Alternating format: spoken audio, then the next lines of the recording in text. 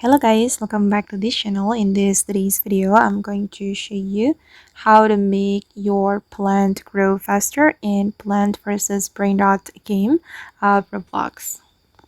Okay, let's get into it guys. I have already joined the game and then I'm going to plant one of my seed.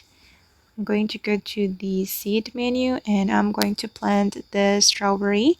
And if you want to make it grow faster, you can use the water bucket. Okay, you can place the water bucket on the plant like this. And you can get the water bucket from the gears shop. Okay, you can buy it from here. If you play grow garden game guys, the concept is like the watering can, but here you can call it water bucket, and it can make your plant grow faster, just like in grow garden.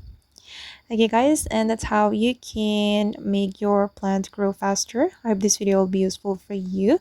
Thank you so much for watching and see you in the next video.